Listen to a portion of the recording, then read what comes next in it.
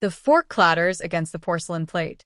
It sounds like a gunshot in the sudden, cavernous silence of the dining room. My hand freezes midway to my mouth, roast chicken suspended, forgotten. The air grows thick. It's not the warmth of the crowded table anymore, but something cold, heavy, pressing down. My brothers seated beside me, across from me, are statues. Their wives look away, suddenly fascinated by their water glasses.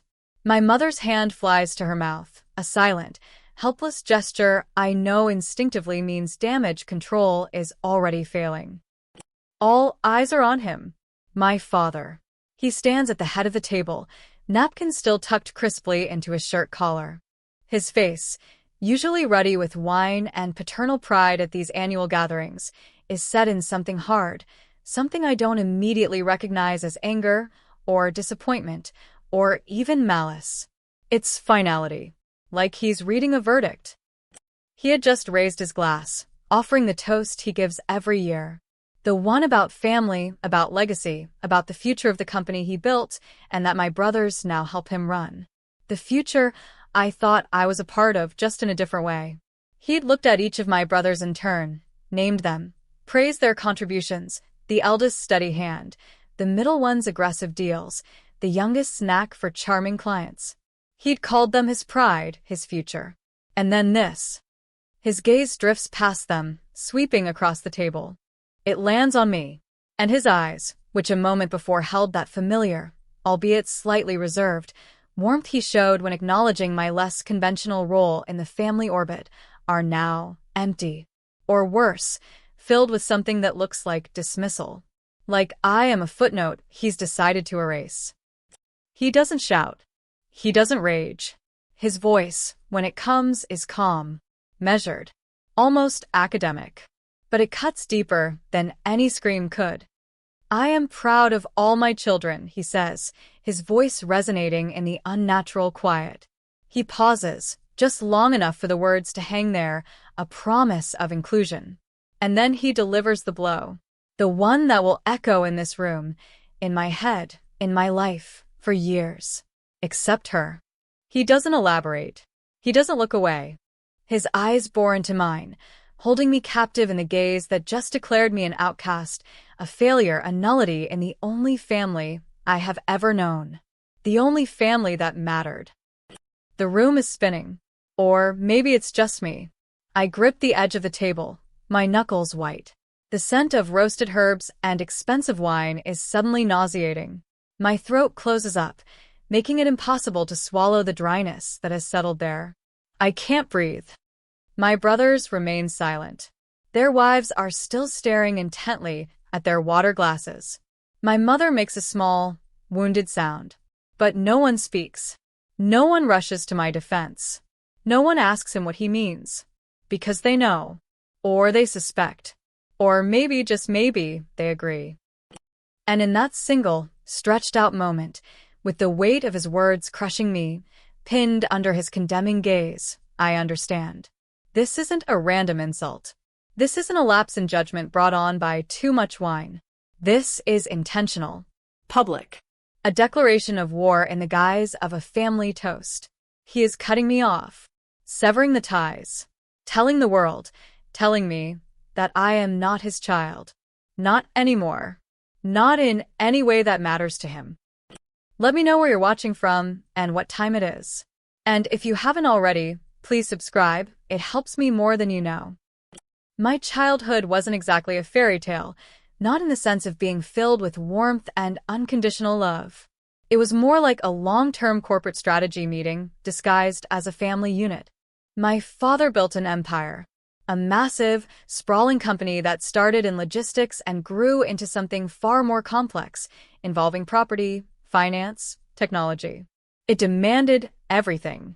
My mother was the silent partner in this enterprise, managing the domestic front, which primarily meant ensuring the house was impeccable, the social calendar was full, and the children presented a united, polished front.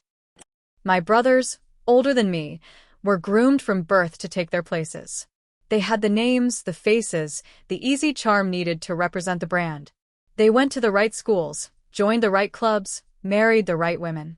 They were the front men, the heirs apparent. I was different. I didn't fit neatly into the mold. I was quieter, more analytical. While they were out playing sports and networking, I was buried in books, dissecting systems, understanding how things worked, the hidden levers and pulleys. I wasn't interested in golf courses or dinner parties. I was interested in the engine room. My father saw it. He didn't dismiss it, not back then. He seemed to see a different kind of value in me. He'd bring home complex problems from the office, not expecting me to solve them, but watching with a curious eye as I would break them down, asking questions he hadn't considered, pointing out flaws in logic. He'd call me his little strategist, his problem child, but with a hint of a smile, as if acknowledging a peculiar, useful asset. I didn't go into the public-facing side of the business after college. Instead, I went into data analysis, supply chain optimization, risk assessment. The back-end stuff. The stuff that bored my brothers but was absolutely critical to the company's efficiency and, ultimately, its profitability. I built models that saved us millions. I identified vulnerabilities that prevented catastrophic losses. I wasn't on the board, I wasn't signing the big deals, but my work was the invisible scaffolding holding the whole thing up. And I liked it that way. I preferred the quiet power of knowing how things really worked, the satisfaction of building elegant solutions in the shadows. I thought my father appreciated this. He didn't bring me to every public event, but he gave me resources, trusted me with sensitive projects.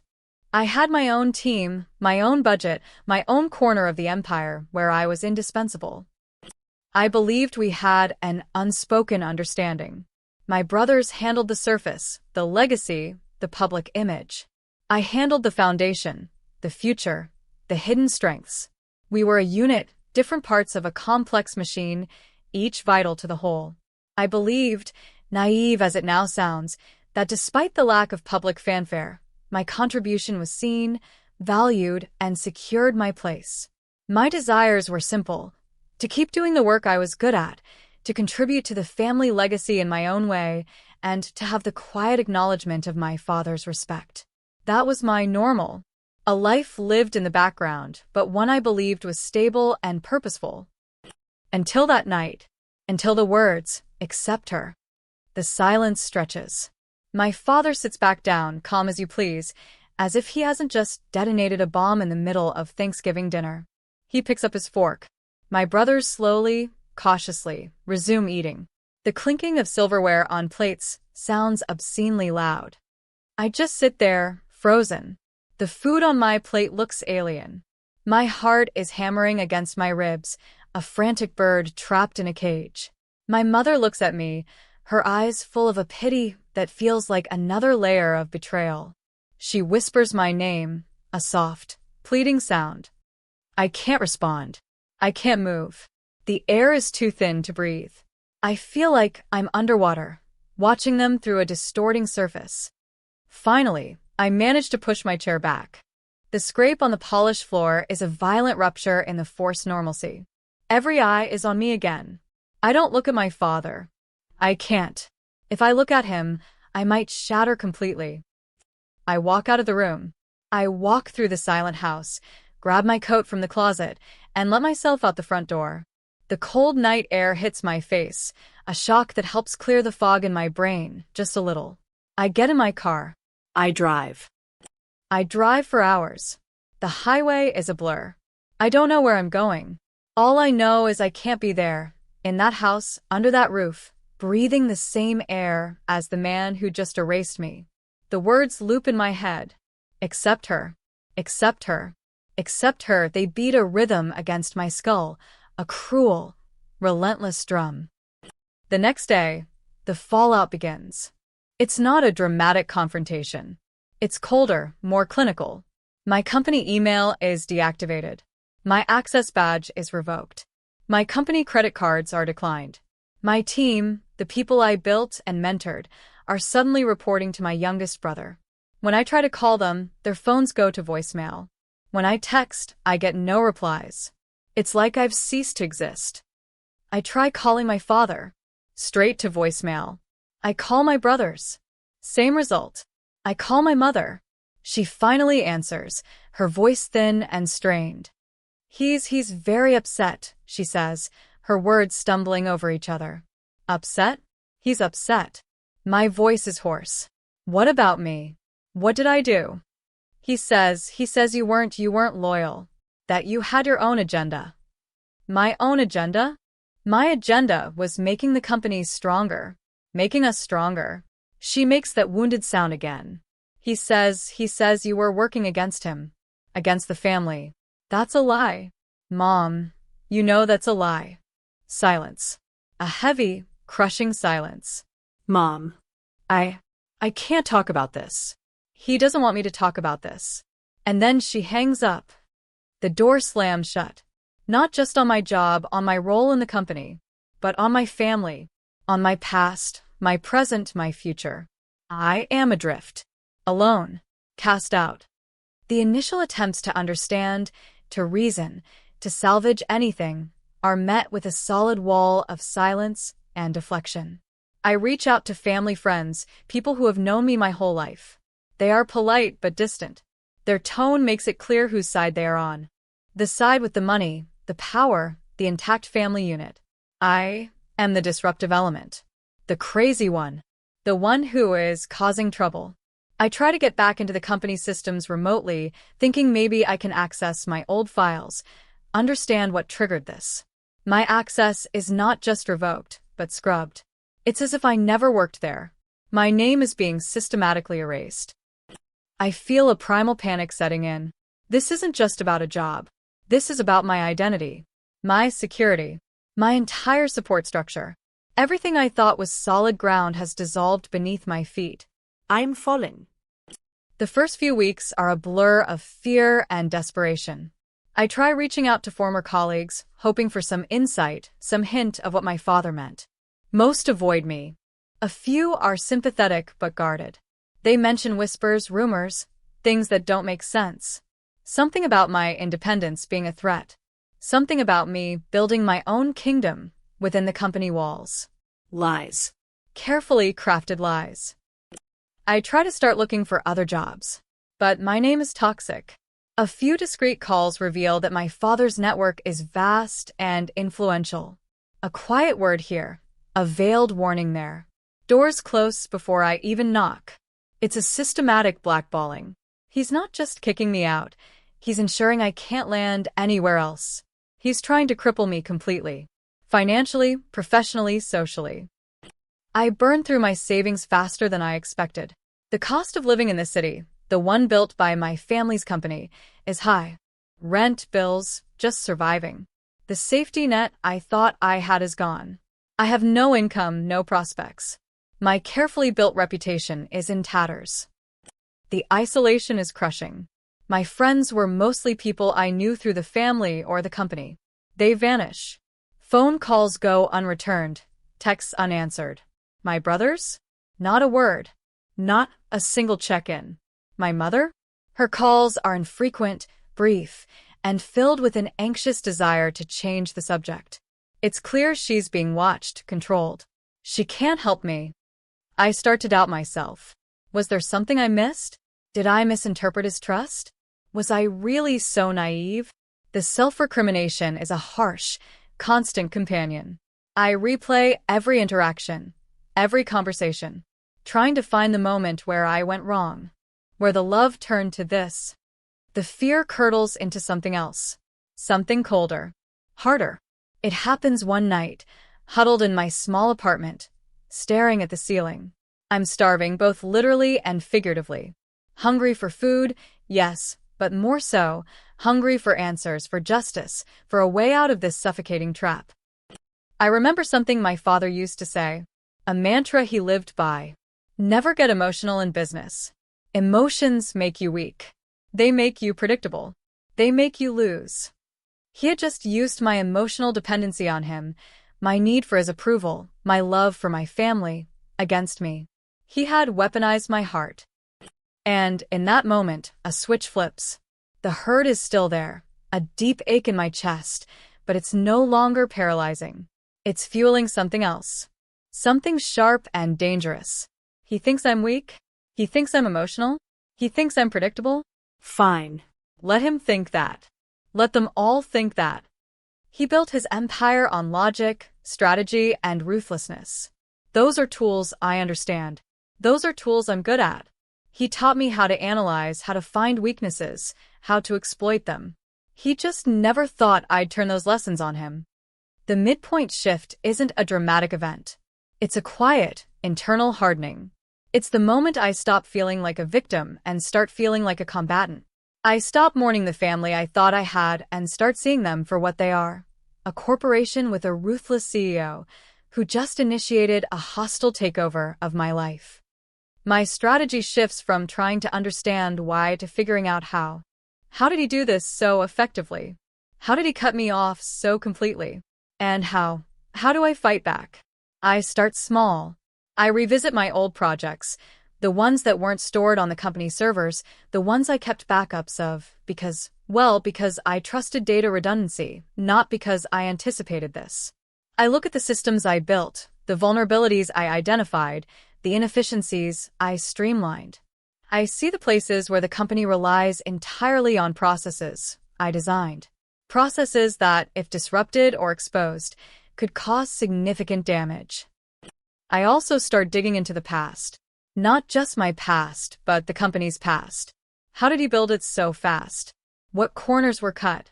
What deals were made? My time and risk assessment taught me that every large organization has skeletons. You just need to know where to look. And I knew exactly where to look. I knew the quiet, unassuming databases, the archived files, the off-site storage units, the names of the people who had been there from the beginning but were long forgotten.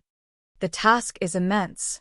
I have no resources, no team, no access. I'm operating in the dark, with limited funds and constant fear of detection. Every step is a risk. Using public computers at libraries, burner phones, encrypted messaging apps. It feels like something out of a spy novel, but it's just my new reality.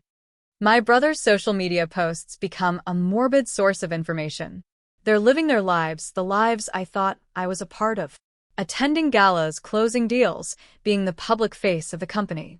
My father is back to being the benevolent patriarch, surrounded by his loyal sons. The narrative is simple. I was the troubled child, the one who couldn't handle the pressure, who broke away. They are controlling the story. The lies they are spreading infuriate me. The idea that I was disloyal, that I had my own agenda, my agenda was always the company's success, built on solid data and efficient systems.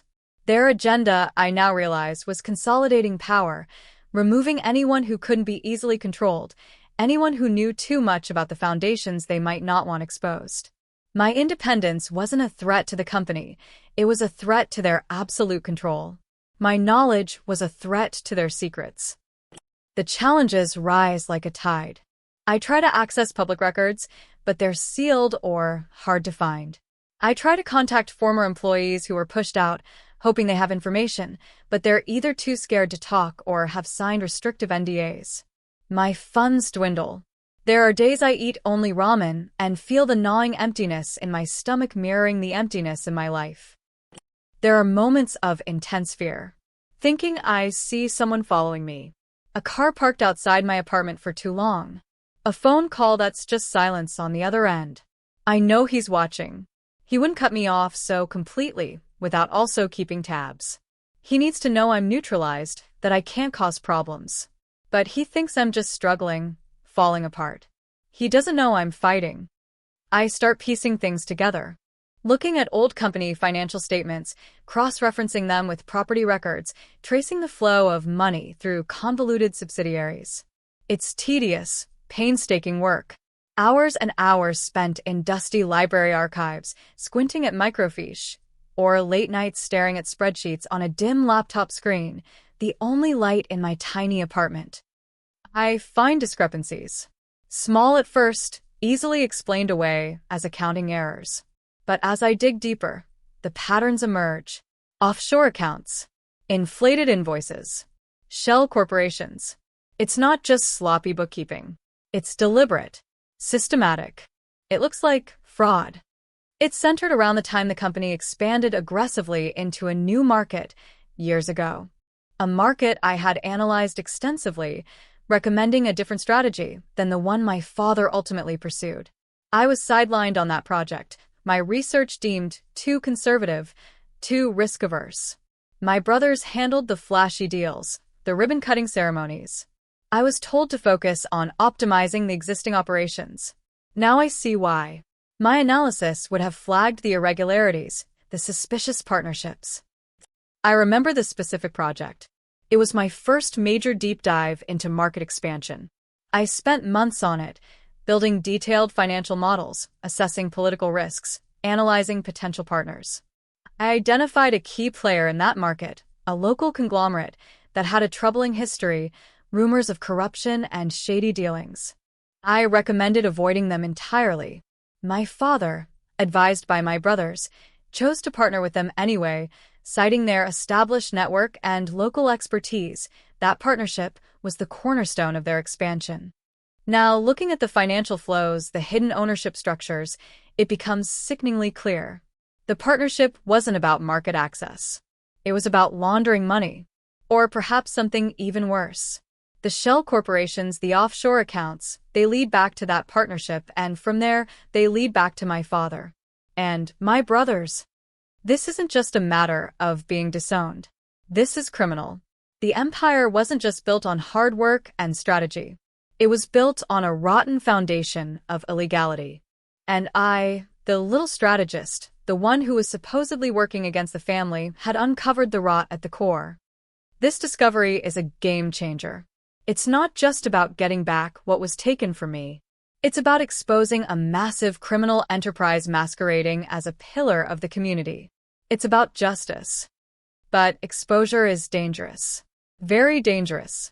If they knew what I knew, my life wouldn't just be inconvenient. It would be in serious jeopardy. My father might have disowned me, but he was still a powerful man with dangerous connections. Connections I was now tracing through offshore accounts and anonymous holding companies. The challenges amplify. I need help. Legal help. Investigative help. But who can I trust? Who isn't already in his pocket? The circle of potential allies shrinks with every discovery. I find an old mentor from my college days, a professor of corporate law who left academia under slightly mysterious circumstances. He's wary at first. My family name carries weight, even in his semi-retirement. But I show him some of what I found, enough to pique his interest, to show him this isn't just a disgruntled daughter, but a potential scandal of epic proportions. He agrees to help cautiously, advising me on how to gather evidence legally, how to protect myself, how to build a case that can't be easily dismissed or buried. He knows the players, the system. He becomes my lifeline. Working with him is slow, painstaking. We need irrefutable proof. Paper trails. Digital footprints. Witness testimony. We follow the money, no matter how many layers of shell companies they hide it behind. We track down former employees who might have seen something, heard something. It's a world of whispered conversations in anonymous cafes, encrypted messages, coded language. My life is a constant low-level hum of paranoia and adrenaline. The stress is immense. Sleep becomes a luxury. Every unexpected sound sends a jolt of fear through me. I'm constantly looking over my shoulder. The weight of what I'm carrying, the potential consequences if I'm caught, is crushing. There are setbacks. A witness disappears. A key document trail goes cold. We hit legal dead ends. My father's lawyers, always a formidable force, seem one step ahead, anticipating our moves. It feels like they know we're digging. The walls start closing in. Then comes the deepening crisis. It's a cold, rainy Tuesday. My mentor calls, his voice tight with urgency. They know, he says. Or, they suspect enough. There's a subpoena. For my records related to you. My blood runs cold. A subpoena? That means they're using the legal system to come after us. They're not just waiting for me to fail. They're actively trying to shut me down, to silence me. What does that mean? I ask, my voice trembling. It means we need to move fast, he says. Faster than we planned. And it means we might be in danger. Danger. The word hangs in the air. Until now, it felt theoretical, a distant possibility. Now it feels real, tangible. Later that week, it gets worse. My apartment is broken into. Not a robbery. Nothing is taken. But things are disturbed. Files rifled through, albeit subtly. My laptop is untouched, a careful oversight to make me think they weren't looking for digital evidence. Or maybe they already have access. The message is clear. They can get to me. They are watching. Fear, cold and sharp, grips me. My mentor advises me to leave, to go somewhere safe, to disappear for a while. But disappearing means abandoning the case, abandoning everything I've worked for, everything I've suffered through. It means letting them win. The thought of giving up is almost a comfort. The crushing weight of this fight, the constant fear, the exhaustion, it would all be over. I could just stop. Find some anonymous life somewhere. Try to forget the family that disowned me, the empire built on lies, the justice I craved. I sit in my disturbed apartment, the rain drumming against the window, and feel a profound weariness settle into my bones. What is the point? They are too powerful, too connected, too ruthless. I am just one person alone, with limited resources and a target on my back. The moment of despair stretches, thick and suffocating. I close my eyes, picturing that Thanksgiving dinner. My father's face, his words, "Accept her," the silence of my brothers, my mother's helpless pity. And then I picture something else. The hours spent poring over documents, the patterns of fraud emerging like a dark stain. The faces of the people my father's company had crushed, the small businesses forced out, the communities exploited. This isn't just about me anymore. It never was. It's about accountability. It's about tearing down a corrupt structure. It's about proving that you can't just discard people, discard principles, and get away with it. The weariness doesn't lift, but something hardens beneath it. Something cold and resolute. I can run. Or I can fight. If I run, I lose everything, and they continue operating with impunity, their secrets buried forever. If I fight, I might lose everything anyway, but there's a chance. A chance to expose them. A chance for justice. A chance to reclaim my own story, not the one they are telling. My father called me disloyal. My brothers called me a problem. They thought my value was only in what I could do for them, within the confines they set. They didn't understand that my true value lay in my ability to see the truth, no matter how ugly, and my refusal to be controlled. They underestimated me. They confused my quiet nature with weakness, my analytical mind with a lack of passion. They made a fundamental error. They thought they had destroyed me. But they only stripped away everything I thought I was, everything I relied on, leaving behind something raw and unbreakable. I stand up. The fear is still there, a cold knot in my stomach, but it no longer dictates my actions. My hands are steady. My mind is clear. I remember a phrase my mentor used, talking about corporate espionage cases. Paper trails, he'd said, are more powerful than emotions. They don't lie. Emotions made me vulnerable. They made me predictable to my father. But paper trails are my domain. They are where I built my kingdom in the hidden data streams, the complex logistics, the risk assessments. I understand the language of documents, the story they tell when you know how to read them, how to connect the disparate pieces.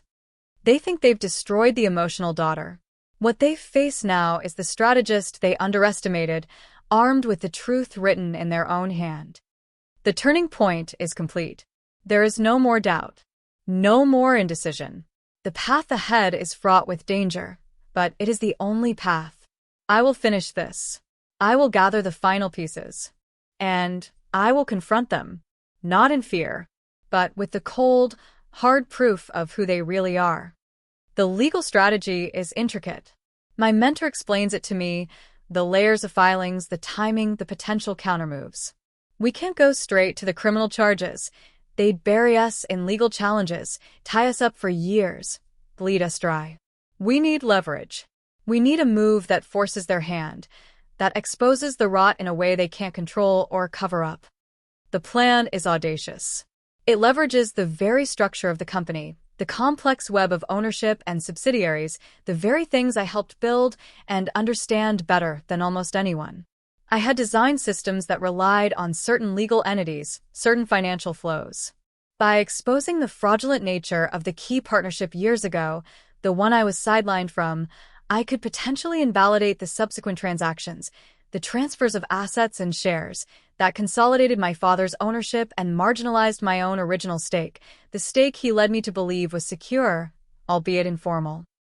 It turns out, years ago, when the company was smaller, my early contributions, the intellectual property, the systems I designed, were implicitly understood as giving me a foundational interest. Not formal shares, not on paper in the way my brothers had, but acknowledged in internal documents, strategic plans, even some early, less formal partnership agreements between my father and key initial investors before he bought them out. Documents he probably thought were buried or irrelevant now that he held the vast majority of the shares through his expanded, complex structure. But my deep dive had uncovered something critical. The financing for his major buyout of those early investors, the one that gave him controlling interest, was tied directly to the fraudulent partnership I had identified. The money that solidified his power was tainted. If I could prove the original partnership was based on fraud, I could potentially challenge the legitimacy of the subsequent financial maneuvers, arguing that the funds used were derived from illegal activity and therefore the resulting transactions, including his acquisition of controlling shares and the subsequent restructuring that erased my implied stake, were void or at least highly challengeable. It's a complex legal argument, hinging on obscure corporate law and financial regulations. My mentor calls it a legal nuclear option. It wouldn't just expose the fraud. It could potentially unravel the entire ownership structure, forcing a reevaluation of who legally owns what. The final pieces of evidence are the hardest to get. We need bank records that are heavily shielded, testimony from individuals who are either terrified or complicit. We use legal means where possible, carefully worded discovery requests, subpoenas for peripheral figures that don't immediately raise alarms. Where legal means are blocked, we have to be resourceful. My knowledge of the company's old, forgotten digital infrastructure, the backup systems thought to be obsolete, proves invaluable. I access archives no one thought existed anymore, finding emails, financial records, internal memos that explicitly link my father and brothers to the fraudulent activities of the partnership. The risk is immense. My father's security is tight. He knows powerful people. But he's also arrogant. He believes he is untouchable, that his control is absolute. He underestimates the depth of my preparation, the years I spent quietly observing, learning, understanding the true mechanics of his empire, both the legitimate and the illegitimate. The final confrontation. It has to be public enough to prevent him from simply burying it, but controlled enough that I can present the evidence without being immediately shut down or removed. The annual shareholders' meeting. It's weeks away, a predictable event, a cornerstone of the company's public image. The perfect stage. My father presides, my brothers are at his side, the loyal shareholders are in attendance, expecting a routine report on profits and growth. They expect a show of strength, of stability. I acquire a small number of shares through a series of careful, anonymous transactions. Just enough to be present, to have a voice, however small, in the formal proceedings. Showing up will be a shock. They think I'm broken, hiding, or still struggling to make ends meet. They won't expect me to walk into the lion's den. The day arrives. I dress impeccably, not for them, but for myself. A quiet act of defiance. As I walk into the grand ballroom where the meeting is held, I feel every eye turn towards me. Murmurs ripple through the crowd. My brothers' faces, seated on the dais beside my father, are masks of surprise and then, quickly, hostility. My father's expression is unreadable at first.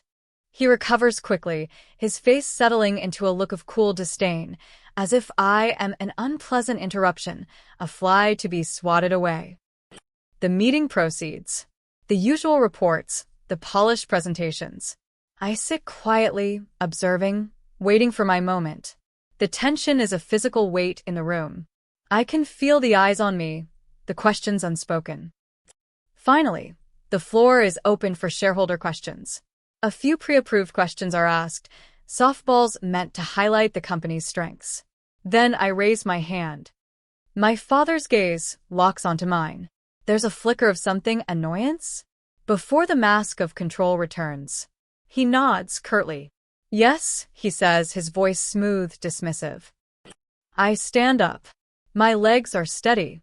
My voice, when I speak, is clear and calm, devoid of the emotion I have kept locked away for so long.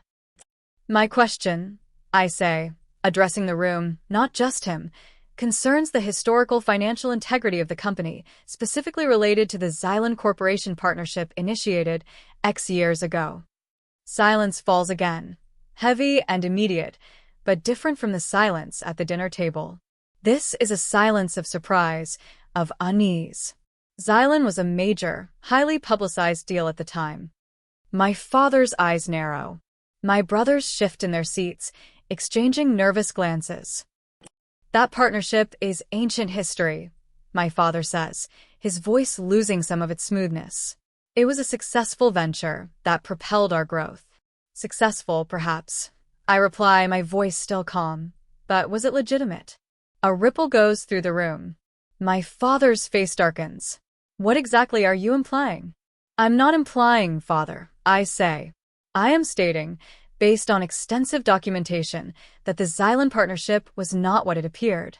That it involved significant financial irregularities, including money laundering and the use of shell corporations to obscure the true nature of the transactions. Gasps from the shareholders. My brothers start to rise from their seats. Security, my father barks, his composure cracking. Remove her. But I anticipated this. As security guards move towards me, a small group of individuals strategically seated throughout the room also stand up. They are dressed discreetly, holding briefcases. My mentor is among them. On whose authority? My mentor's voice rings out. Ms. My last name is a shareholder with a valid question. The guards hesitate, unsure. They look to my father, then back at the standing individuals, who project an air of quiet authority. Furthermore, I continue, raising my voice slightly to be heard over the rising murmurs. I have evidence that the funds generated from this fraudulent partnership were used to finance the acquisition of controlling shares in this company, effectively making the current ownership structure illegitimate. I walk towards the dais, towards my father. In my hands, I carry a binder.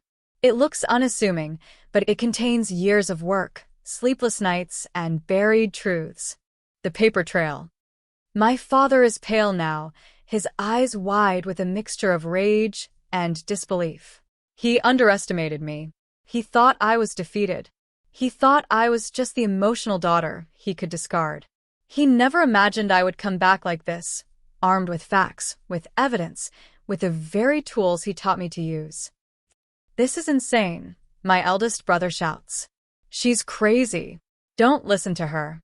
I ignore him. I reach the foot of the dais. I look up at my father, the man who stood at a dinner table, and erase me with a few cold words. You said you were proud of all your children, I say, my voice low, but amplified by the sudden, rapt silence in the room. Except her. I hold up the binder. You thought cutting me off, blackballing me, was the end. You thought you had won. I place the binder on the edge of the dais, sliding it towards him. It contains the summary of the evidence, the links to the bank records, the copies of the incriminating emails, the detailed legal analysis arguing the illegitimacy of his ownership. What is this? He demands, his voice a harsh whisper, but the microphone picks it up. This, I say, looking him dead in the eye, a cold satisfaction spreading through me, a feeling so potent it almost makes me dizzy, is the proof. The proof that the foundation of your empire is built on fraud. And the proof that your ownership, the very basis of your power, is illegitimate. I push the binder closer to him. You disowned me. You tried to destroy me. But you forgot one thing. I pause, letting the weight of the moment settle. My brothers are staring, their faces a mixture of fear and dawning horror. My father looks at the binder, then back at me, his eyes searching for a weakness, a lie, something to grasp onto. There is nothing. My face is calm, resolute. You forgot, I finish, my voice ringing with quiet triumph, that I know exactly where the bodies are buried. Because I helped design the map. I point to the binder. Those papers? They're not just proof of your crimes, Father. They're proof that the key transactions that gave you control were based on tainted money, which, legally, could revert ownership back to the state it was in before those transactions. His eyes widen. He understands the implication. It's not just about exposing the fraud, it's about ownership, about who controls the company now. Which means, I say, my voice gaining strength, looking out at the stunned shareholders, that my original, implied stake, based on my intellectual property and contributions before the fraudulent financing, might be the only legitimate claim left. His face goes from pale to ashen. He stares at the binder, then at me, comprehension dawning, ugly and terrifying. He thought he had neutralized me, the quiet strategist, the one who preferred the background. He never considered that my knowledge, my work, my contribution was the one thing he couldn't erase, couldn't replicate, couldn't sideline without leaving a critical vulnerability. He reaches for the binder, his hand shaking. He pulls it closer, flipping through the pages, his eyes scanning the legal arguments, the summarized evidence. He sees the names, the dates, the figures. He sees his own signature on documents he thought would never see the light of day. The plot twist lands. He wasn't just being confronted with his past crimes. He was being confronted with the imminent loss of everything he had built, everything he was. His dismissal of me, his underestimation of my value, his decision to cut me out and leave my contributions unsecured in the fraudulent restructuring, it had created the very legal loophole I was now exploiting. My knowledge, my systems, my designs, the things he thought were mine to give or take away, were inextricably linked to the company's fundamental structure, and now they were the key to unlocking his illegitimate control. He slams the binder shut. His face contorts, red flooding back into his cheeks, eyes bulging. He looks from the binder to me, to his sons who are now frozen in terror, to the shocked faces of the shareholders. And then he screams. It's not a word, not a sentence. It's a raw, guttural sound of pure, unadulterated agony and rage. The scream of a man who has just realized he has lost everything. Lost it not to an external enemy, but to the very person he tried to destroy, using the very lessons he taught her.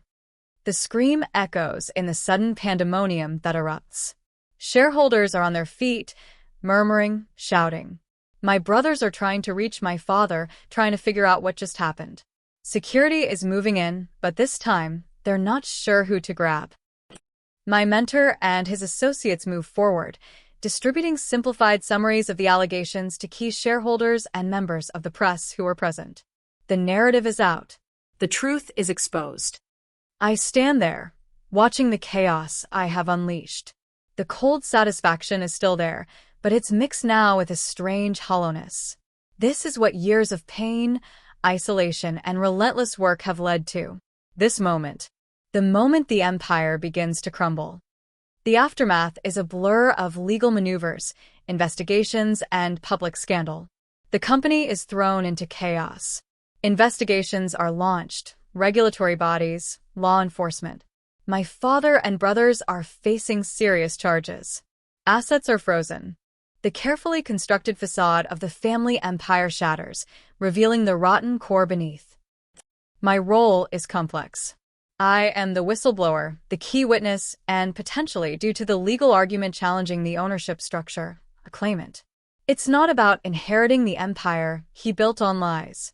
It's about dismantling the corrupt parts and, perhaps, building something clean from the legitimate remnants. If there are any, the family is destroyed. My father is consumed by rage and the fight for his freedom. My brothers are scrambling to protect themselves, turning on each other, blaming everyone but themselves. My mother, she is lost in the wreckage, adrift from the only life she ever knew, the one built around his power and prestige. She calls sometimes, her voice still filled with that helpless sorrow.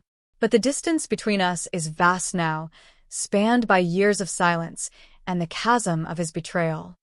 Winning feels heavy. It's not the triumphant movie ending where everything is perfect. The scars are deep. The years of isolation, the fear, the emotional toll, they don't just vanish. The family I lost, however flawed it was, is gone forever. There is no reconciliation, no apology. Just the cold, hard reality of legal proceedings and shattered relationships. I am no longer invisible. I am the woman who took down her father's empire. The media attention is intense, a stark contrast to my years in the shadows. I handle it with the same quiet determination I used to uncover the truth. I tell my story, not for revenge anymore, but to ensure the truth is known, to prevent it from being buried again. The company's future is uncertain.